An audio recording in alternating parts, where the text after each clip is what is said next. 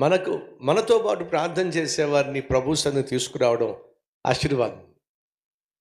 కాబట్టి ప్రార్థనా పరులు ప్రభు ఏం సెలవిచ్చాడు, ఎక్కడైతే ఇద్దరు ముగ్గురు నా నామములో ఏకీభవించి ప్రార్థన చేస్తారో వారి మధ్య నేను ఉంటానన్నాడు కదండి. కాబట్టి ఇద్దరు ముగ్గురు అవసరం.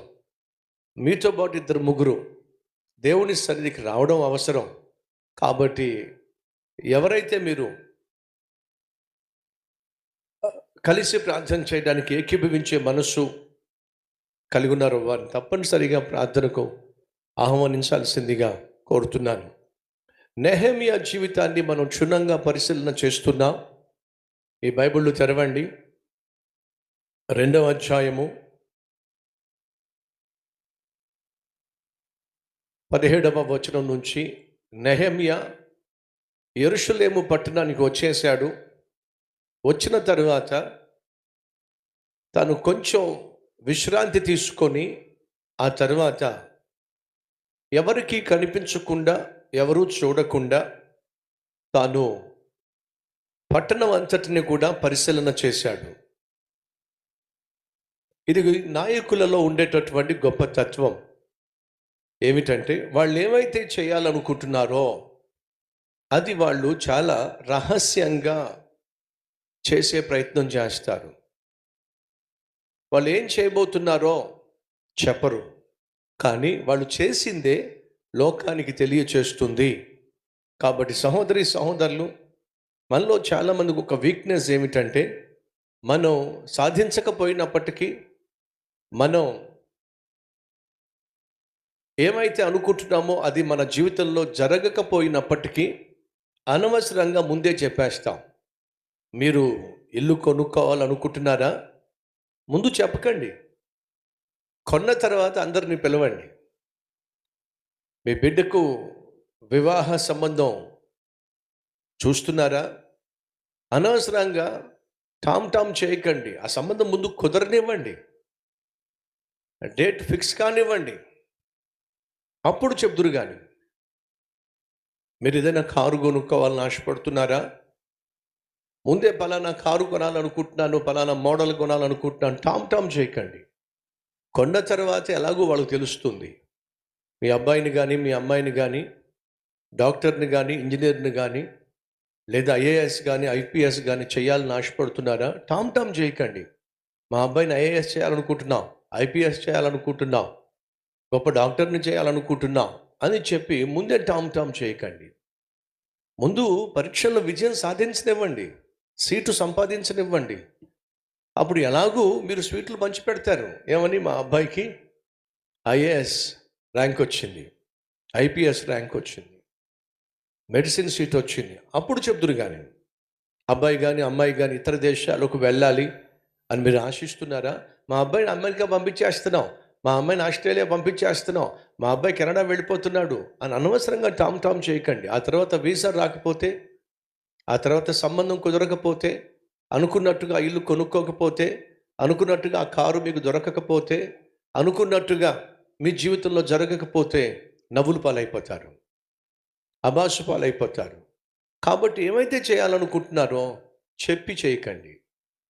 మీరు ఏమైతే చేయాలనుకుంటున్నారో, ఏమైతే సాధించాలనుకుంటున్నారో కామ్గా ముందుకు సాగిపోండి. మీరు సాధించిన విజయమే కోడై కూస్తుంది, లోకానికి తెలియచేస్తుంది. అది అద్భుతమైనటువంటి ఆత్మీయత, గొప్ప నాయకుల యొక్క తత్వం.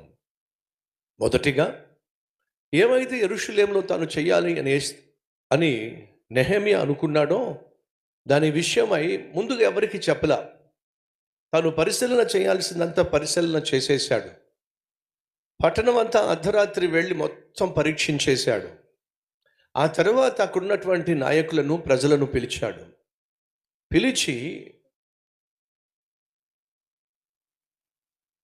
నన్ను పలానా రాజుగారు పంపించారు, గవర్నర్గా నాకు పోస్ట్ ఇచ్చారు, దేవుడు నాకు చెప్పాడు, నాతో పాటు సైన్యం కూడా వచ్చింది, ఈ పట్టణం మొత్తాన్ని కట్టేయడానికి దేవుడు పంపించాడు. ఈ బడాయి కోరు కబుర్లు చెప్పలా.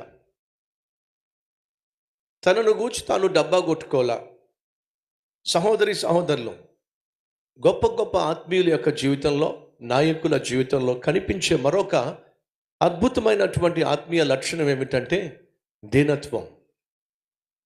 గర్వము అనేది దేవుడు ఏర్పరచుకున్నటువంటి గొప్ప నాయకుల్లో, సేవకుల్లో, ఆత్మీయుల్లో కనిపించడానికి వీలు లేదు. ఎందుకని నా జీవితంలో నేను చూశాను, గొప్పగా వాడబడుతూ సడన్గా పడిపోయిన వారిని చూశాను. బలంగా వాడబడుతూ అడ్రస్ లేకుండా అయిపోయిన వాళ్ళని చూశాను. బలంగా వాడబడి ఆఖరికి నవ్వులు పాలైపోయినటువంటి వారిని చూశాను. బహుశా మీరు కూడా చూసుంటారు.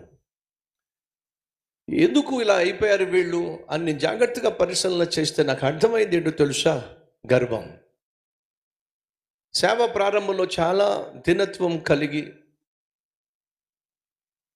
తమ జీవిత ప్రారంభంలో చాలా తగ్గింపు తత్వం కలిగి, ఆ తర్వాత దేవుడు వారిని కనికరించి విజయం ఇచ్చిన తర్వాత, వారి జీవితాన్ని ఆశీర్వదించిన తరువాత వారిలో గర్వం రావటం, వారి మాటల్లో గర్వం రావటం, వాళ్ళ యొక్క హావభావాల్లో గర్వం, వ్యక్తిత్వంలో గర్వం, అది వారిని పతన అవస్థకు తీసుకెళ్ళింది.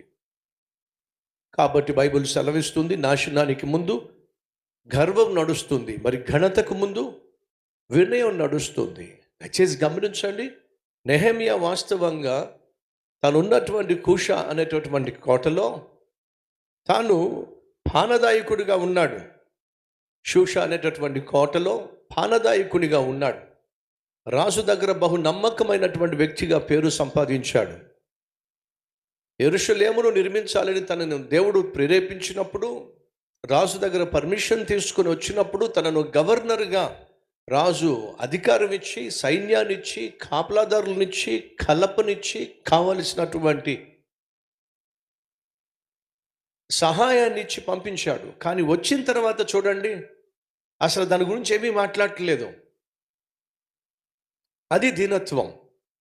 మరొక్కసారి చెప్తున్నా, మన జీవితంలో బడాయిగా మాట్లాడడం, మన గురించి మనం బడాయి కబుర్లు చెప్పుకోవడం మంచిది కాదు.